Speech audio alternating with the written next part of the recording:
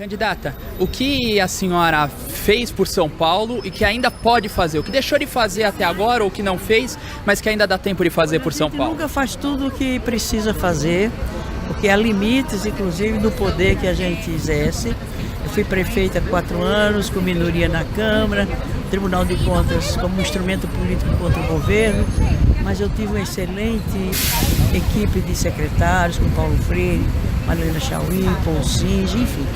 E a população também apoiando o governo, participando, decidindo juntos. Então eu deixei a educação melhor, deixei a saúde melhor, o transporte coletivo, 40 mil unidades habitacionais, a cultura com um nível de desenvolvimento como nunca teve na cidade. Marlena Chauí, hoje ela é homenageada, como foi ontem, na UNB, pela política dela na Secretaria de Cultura do nosso governo. Mas há muita coisa ainda, por exemplo, foi numa época de muito desemprego, era uma época de crise financeira, de desemprego em massa. A gente procurou fazer aquilo que estava dentro dos limites do município. Mas o município é uma esfera de poder, com pouco poder, diferente das outras esferas.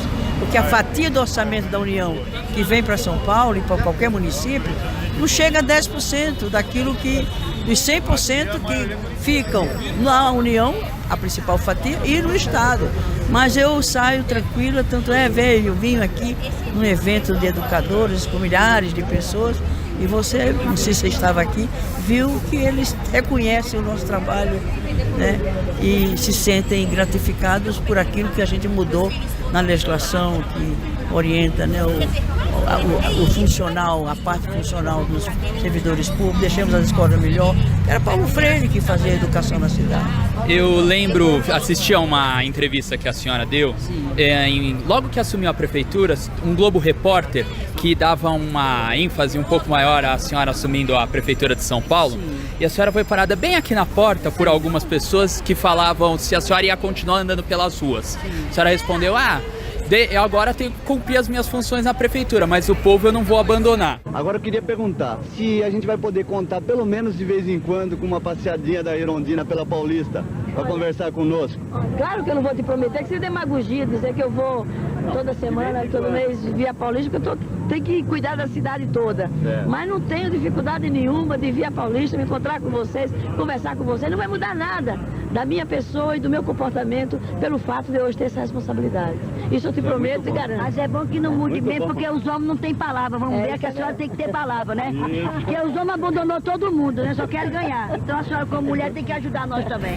Como é que a senhora lembra desse fato, dessa relação sua com o povo? Olha, se manteve como era antes. Eu militava exatamente nos movimentos populares, movimento de moradia, movimento das mulheres por creche, né, por posto de saúde dos seus bairros. Eu também sou assistente social. Então eu trabalho com essa população há muitos anos como assistente social, depois como vereadora, como prefeita.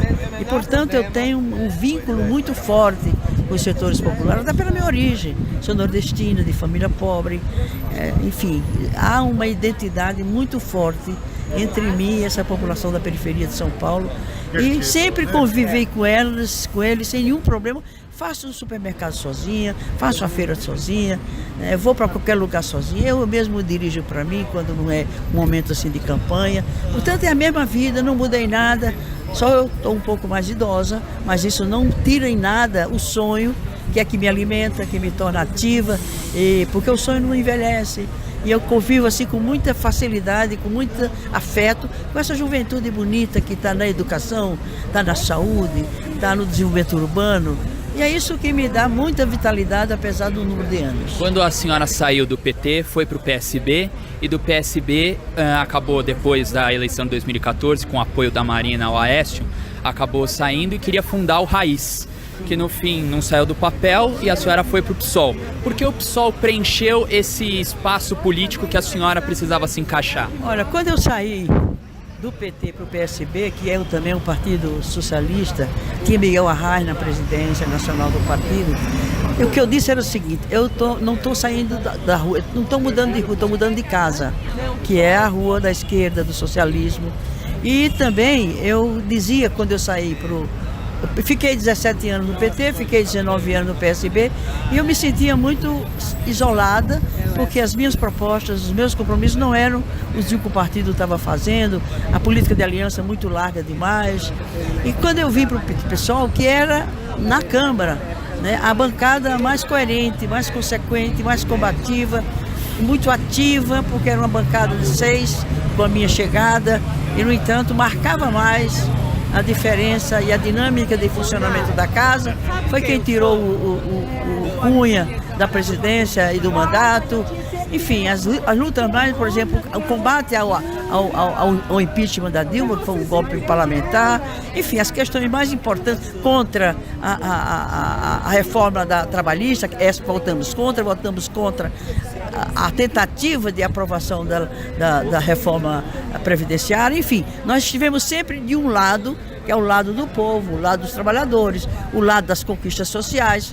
E é isso que define a minha militância em qualquer momento que ela se expressa. A senhora acha coerente o PSOL, que foi uma dissidência do PT, depois voltar a apoiar o PT durante o impeachment e a partir de 2016 ser um... Nós estávamos contra o impeachment, defendendo a democracia. O nosso compromisso, né, o nosso projeto político é alargar a democracia, alargar os direitos, sabe? Defender aquilo que foi conquistado, né, com muita luta, com muito sofrimento, com muita dor pelo povo brasileiro que viveu uma ditadura de 21 anos. Enfim, é o compromisso com a democracia que a gente se contrariou e votou contra um golpe que não tinha base constitucional, não se configurou, não se comprovou o crime de responsabilidade. Não que a gente estivesse do lado da Dilma, inclusive a nossa bancada combateu o tempo inteiro, fez crítica o tempo inteiro, votou contra todas as medidas, aquela do governo Dilma e do Lula, que era contra os interesses da população e dos trabalhadores. Portanto, a gente vai estar sempre do lado dos que lutam pela democracia. E o Lula é um preso político? O Lula é um preso que tem, evidente, algumas dificuldades de explicar quando foi presidente da República. Nós temos críticas a isso, mas o processo que o levou à prisão até hoje foi um processo que não tem uma base objetiva de comprovação, que foi o tal do triplex. Ele, evidentemente, está respondendo a outros processos, né? Mas esse processo, da forma como ele se deu, num tempo muito acelerado, como não ocorreu com outros processos, com outras pessoas de outros partidos. Então houve um tratamento seletivo, né, discriminando o Lula por uma questão de classe. Mas ele tem muita coisa a explicar à sociedade e à justiça.